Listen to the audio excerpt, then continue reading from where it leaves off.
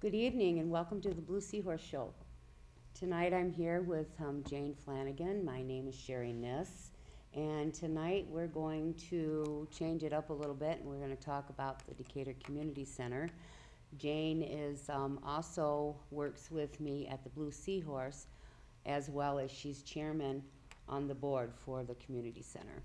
And so I would like to just turn this over to Jane and let her get started, and I'll work with you on this. Okay. Back about 3 years ago, our organization at that time was Decatur Cares.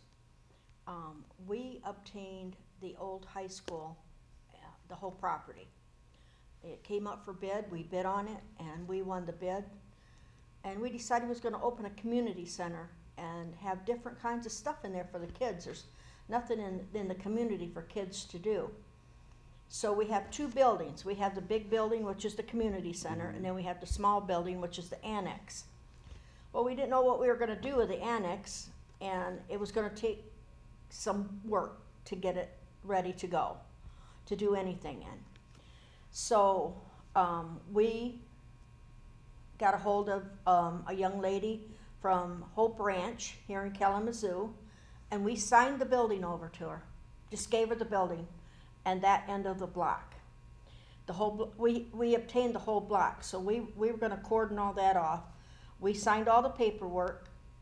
She was supposed to take over. She was going to make like a skill center and a rehabilitation for kids that are in trouble in the court and try to train them to have a trade, like plumbers and different things like that. And so we signed it over to her, and a few weeks after that, she sent a guy down to assess the building. One of the things he said it needed was the ceiling inside from the second floor to the third floor had to be reinforced because it was weak, and it was, so they hired a guy to come down and do that. And for some reason, he kind of tore the roof up. The bricks were falling out and everything, and he had a chainsaw, but whatever, he ended up, the roof ended up weak, and he walked away with her money and her tools, and just left. And we ended up, now the building is in bad shape, really bad. So we started getting quotes on what it was going to take to either fix it or tear it down. So we got estimates and stuff, and all of a sudden the city decided that they were going to rush us. Even though we had quotes and stuff, we would have to raise money in order to take the building down. And we had a guy out of Southwestern Michigan College that had a group of guys that they were going to train how to do demolition and asbestos, and they were going to do it for a really good quote. We went through them, and then they ended up losing their funding or something. So anyway, it got to be a real battle with the city. So this year, just recently, we talked to some people about going in and getting the asbestos out. They had a guy that could do that on their team, and we had a guy that was going to tear the building down. They come over, they looked at the building, they told us how long it was going to take them to do it. We told them how they had to get the permits and where they had to go to get them. They went on the 29th day of April to get the permits to do exactly what the city wanted done, the building down, the asbestos out of there and the building down. They walked in there on the 29th, and they refused to give them the permits. So they came back to us and they said they're not going to let us tear the building down, they're not going to give us permits, I don't know what we're going to do. So they walked away. May 16th, in May, first part of May, we've got a court order to go to court against the city, or with the city, about that little building, about the annex building. So we go to court on the 16th, and they wanted a court order to force us to take the building down. Now, if we don't take the building down, now we're under a time frame. If we don't get the building down this month, the city will come in and they will take it down. They will turn around then and they will bill us for taking the building down. And they'll give us 180 days to pay that money back to them. If we don't have the money in the 180 days, they're going to take our property away from us. And I guess my big argument with the court was the fact that we had somebody and they refused to give them the permits. That was one of my big arguments. We've been trying for at least 9 months. I have backup. We were going to try to get the homeless veterans in there. We started about 9 months ago. We started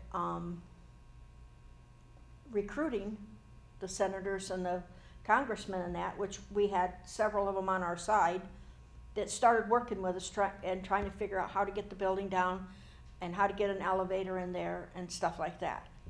Well, once the city found out what we were going to do, they've really gotten ugly about the whole thing. And I guess that's why they took us to court. And I guess for some reason they want that building for some reason. But we had a problem with the broiler over the winter. In the last half of the winter, we had to shut our furnace down and get it repaired. Well, we was sitting there one day and I was doing food pantry and the city manager come in and said they wanted to shut the water off on the street even though we had all the pipes drained and everything so we could do the work on the furnace. And now, and I let them do it because we needed it off anyway. And they turned around and when we needed it back on to get the furnace back going again, they refused to turn it back on. And to this day, we do not have water in the building because they refused to turn our water back on. Then they got a court. I went up there one day to talk to them about turning the water on, and I have all the documentation showing that all we had to do was ask and they would turn it back on. And he said, well, we're getting a court order right now. We're not going to turn the water back on, and nobody can be in the building doing any kind of functions until you get water on. But yet they won't turn the water back on. The other day I just got a letter from the health department, and I haven't been able to get a hold of the guy. I don't know what that's all about. The city has called the health department on us. I'm sure it's about the water. And it's been a constant fight with them it seemed like every time we get something going where we can make money to support the building, like we had MMA fights in there. And we didn't make a lot of money, but it paid the bills. So they made a whole new city ordinance to stop the fights. So we haven't been able to have a fight in there in probably a year. So that took a lot of our revenue away from us.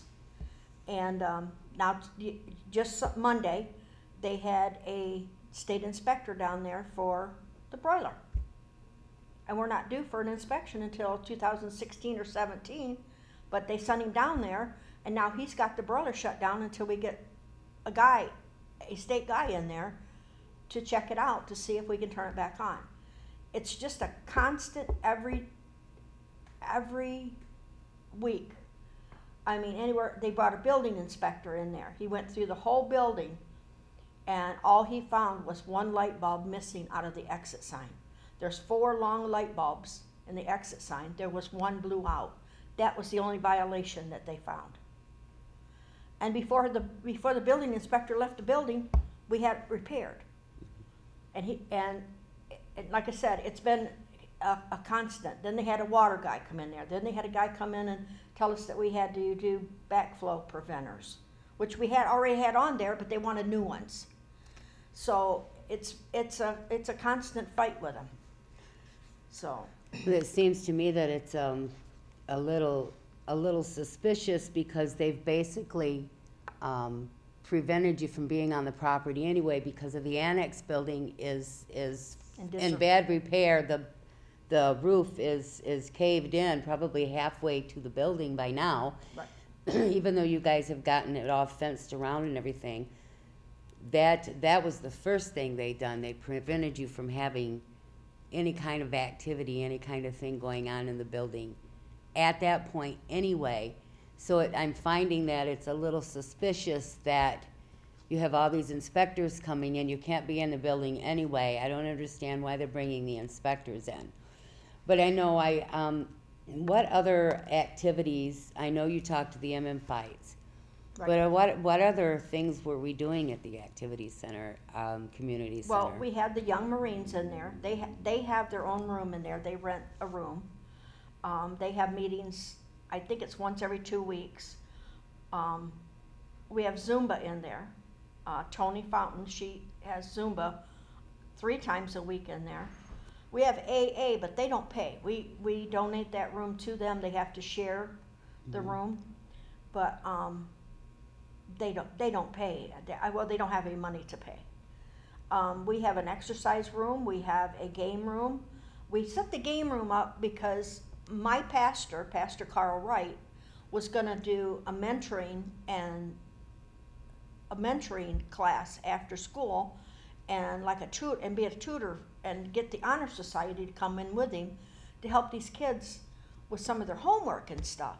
So we got the game room because we figured once they finished their homework and stuff, they could go play pool or foosball or, whatever. And we had a lot of stuff donated to us, so that's why we decided to do that. And now they're requiring that we pay $150 to the city to get security passes to make sure we don't have sex offenders, which I can understand. Pastor Carl has already went through security because he works down at the school as a mentor. And I don't have a problem screening people. I don't. It's better to do that, you know. So that's where we're at with the game room and stuff. So hopefully we'll get that going. Now, one of the things that we've done for the Honor Society, we let them have a haunted house. They've had it there for years. Every October. And Mr. Dick, one of the teachers,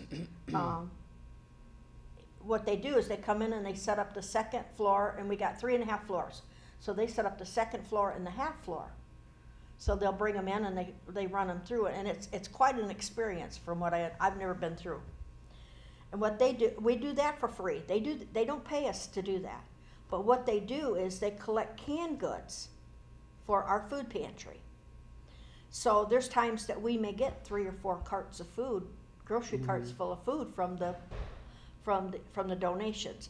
That's how we get paid from the Honor Society. We have Ride for Health. The police department once a year gives us a lot of the bicycles that they have, and we have people that donate bicycles, and then we have a team and some of the kids from the youth group of another church. They come in and they recondition the bikes and they get them ready, and then we give them away. We have a little drawing. We'll get them all ready and we'll put them out, and then most of the time we've got 2 or 3 bikes more than we've got kids. So this 4th of July we were planning on having the bikes ready and then giving them to the kids and let them decorate them and be in the parade. Well, we haven't been able to do that because we couldn't get in the building. So we have the bikes sitting there, and we have a lot of people still donating bikes. There's days I'll go down there just to check the building, and I got bikes at the door, you know. So we're still getting donations from the bikes. And one of the other things that we do is a coat giveaway every October. And last year we did it we had carving pumpkins for free for the kids, and then we had the coat giveaway. If you needed a coat, we had probably 180 coats that we gave away last year. And those are donated. Those are donated, and a lot of my volunteers, including myself and my husband, will be at a yard sale, and if they've got coats, we buy them. And we take them, and then in October we give them away. We go down to B&G's and we buy big bundles of gloves to go with the coats. Village Market in Decatur, they collect coats for us and gloves and boots and anything that anybody wants to put in the cart, and we have a really good program for that. And we have people that will bring smaller coats, you know, and then get bigger coats. And there's so many people, and then whatever's left over. We have a lady that works for Head Start, Tri-County Head Start. And she came to us 2 years ago and she said, we have a lot of kids at the Head Start that, she said, I have no way of getting them down here, she said. So at the end, when we got done with the giveaway, we gave her the coats, and then she took them and distributed them throughout the whole Tri-County area. So we still got rid of our coats. And we got little thank you notes from the kids, you know, they made little homemade thank you notes thanking us for their coats and the gloves, and because we give her whatever we had, boots or whatever we had. So at this point, we're still taking donations for that. My husband picked up some coats the other day at a yard sale, and some baby. The last couple winters, we've taken in kids, people from the homeless shelter, because they have to leave during the day. And because we had heat then, we let them come down there and hang out. And we had kids that came, because a lot of them, they leave in a domestic thing. They'll leave from their home from a situation, with no right. clothes. So we have a clothing center. So we I don't know how many coats and some of them come with no shoes. You know, it's 9 below 0 out there, and so we were taking them in to get them out of the cold, and we ended up having to get them some clothes and get them some boots and stuff, you know, which was fine, because we had it. So that's our coat giveaway that we do every October. We have some of the merchants in town that either donate something or money, and we have holiday meals, and that's free. That is Thanksgiving, Christmas, and Easter. And we did for Thanksgiving last year, we did 132 meals. I believe you were at one of them. I was at one of them. And at Christmas time, it was a little bit down because of the weather. And after the dinner, we usually have the Easter egg hunt, which the Young Marines helps us put that on. We don't do that by ourselves. They help us, and that's a good program for kids.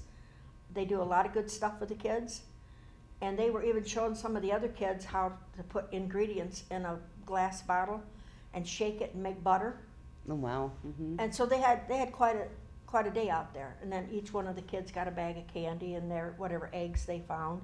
I think we went through 18 dozen eggs, plus our plastic eggs. So, and some of the merchants too will donate like a free pizza that you can put in the plastic eggs or whatever. And there's things that they donate, Dollar General, and that. So the kids get good stuff too, you know, besides just that stuff. But we have, at Christmas time, we have Santa Claus. And we have breakfast with Santa Claus the Saturday before Christmas. And we have a perfect Santa Claus. He's got his own beard. And we have breakfast with Santa Claus, and the parent doesn't have to pay for their meal, but the kids have to pay for theirs, because we have a gentleman that comes in and takes pictures of the kids with Santa Claus, so they get a free picture. So we don't actually make money off of the breakfast, but we almost have to charge something because of the pictures. And we had the Girl Scouts that come in. They hold their meetings there. The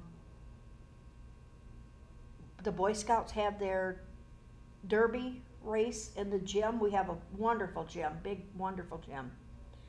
And we have guys on Thursday night that come and play basketball.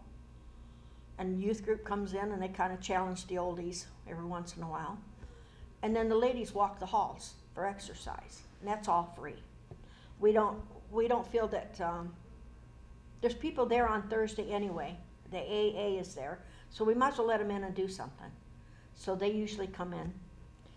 Then we have the food pantry, and you've been in our food pantry. You've worked in our food pantry before. The only criteria for getting food pantry at our food pantry is a Michigan ID. And the reason and you have to live in Decatur. And the reason for that is if I get an audit from the state, because a lot of the stuff is donated. We buy stuff too, but I have to have a driver's license number or something on there if they come in and audit me. We don't ask for income. Sometimes we'll ask, like I have one girl that has 5 children. I know her now when she comes in, and we'll give them a little extra. But basically, everybody gets the same box. We have Hungry for Christ, and up by Hamilton, they donate a lot of food to us. Village Market and Dollar General, and then we buy. Like my husband and I, we pledge $10 to $15 a week for something, cereal or like we go to the dollar store and we get pancake batter and syrup. We'll get. So, and I have other volunteers that do that also. I mean, we're not the only one that does that. If there's something that we need, like bread or something, we make sure that we run down and get that. Right. Make sure that they've got bread or buns. I had one of the volunteers, one of the guys, I sent him to get buns, and he comes back and God bless him, he puts all the bread and stuff down, and I'm looking at it, and I looked at him, I said, Mike, I said, think about this, next time you go to the store, we give away hot dogs, and you got hamburger buns. I said, that's a man shopping, Well, I know she's still got a lot more to talk about, but look at all the things that this amazing community center does for its community and the surrounding area, and at this time, nothing is going on because nobody can be in the building. No. So I guess my question is, where are the young Marines? Where are they doing their meetings? Where are the AA folks doing their meetings? Where are these children from the center down there, the homeless shelter? Where are they going during the day since nobody can be in the building? I guess my belief or my problem about the whole situation is, why is not our community working together? Our community right now is so separate that it fits perfect with our broken adult theme that we have carried on for so many weeks. We have got so many separate ideas, or maybe we have got agendas. Groups of people that has these separate ideas, have these ideas they want to bring into this community center, but rather than working with the other folks like you and the people around you with all these donations and things, why is not everybody pulling together? If you want to have a senior center in there, or if you want to have soldiers, homeless people coming in, I don't understand why the community is not coming together and making this very big, by the way, building 30-some rooms. it would be a wonderful thing for the community. Well, one of the things that when we started with the homeless veterans, we were approached. We didn't go out seeking that. We were approached by somebody in Battle Creek about this, and what that movie, American Sniper.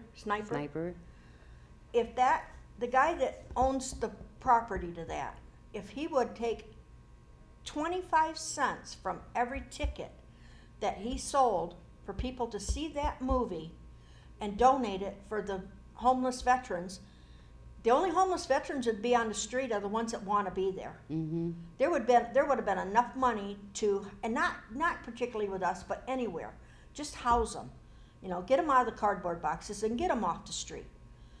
And I have a church, my aunt in South Carolina, every Sunday, every one of their people donate at least $1, and once a month they send us a check for the veterans.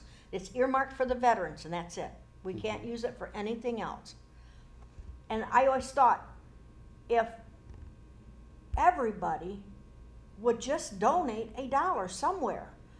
Maybe not even with us, but somewhere to help them. They've paid their dues. We see it all over. I have a great nephew that did 3 terms. And he's married, he has a little girl. And he's afraid to live with his wife and child because he wakes up in the middle of the night with terrors. He's afraid of hurting them. So he doesn't live with them. He doesn't take care of his daughter by himself because he's afraid something's going to happen. And why isn't somebody helping him? He's on a list. He's on a list for help. That's crap. That's crap that somebody has to be. He spent 4 or 5 years in the service. He spent over 2 years over there on and off. Well, we have a building. If we could get wherever we're trying to take care of, get this annex building down and move forward, we have a building that would house those folks. Folks, yes. We have a building. And that was and one of the things that the village council was saying to me that they didn't think there was anybody smart enough in our organization to run it. Okay, we weren't going to run it. Our job was to be there for the food pantry, help in the kitchen if they needed it. They're administration people. We talked to these people. We talked to tons of people. The young Marines, they were going to help financially. We weren't going to run the program. First of all, yeah, you would own the building, but they were going to come in and run the program. They would have their own administration. All we would do is help if they needed somebody to peel potatoes or something. Well, that seems very easy to me. I don't understand why our community did not listen to that. Well, one of the things that we did when we started this, because they gave us a list of improvements that we had to do, like, of course, because it's a high school, you got a shower room, so we need walls. I got some donated, not enough, but we needed to come up with stuff like that and finish the list, and they would come down and inspect us and then decide if they were going to go forward and then help us with the elevators and that type of stuff. But like I said, that would not even affect us. That would be their, So for us to finish our list, we had a lady on our board that put up a GoFundMe page to raise money for that. And it was up a couple of weeks, and we were getting people hitting on it and donating. And we brought it up at one of the city council meetings one night. That we had that. It was to finish off the projects that we needed to finish off. We had a councilman from Decatur. We were told he was a councilman and one of the police officers. The councilman was Tom Stahl, from what I understand, and the police officer was Tommy Simpson. They went all over the area wherever we had GoFundMe pages up, and we had it in the paper too, and they pulled them down. Now, from what I've been told from several of the places that they tore it down, was they just come right out and told them that this page was illegal, that we didn't know what we were doing, it was illegal, we should have never had it up, that it was a fraud, and that we were trying to raise money to line our own pockets. So they just tore them down. And then GoFundMe contacted us and said that there was a number of complaints into the GoFundMe people. And come to find out, it was some of the people that yeah, well, we're just about done. We might have to pick this up the next time we visit, but thank you for watching our show tonight, and we'll see you again very soon. Thank you. Bye.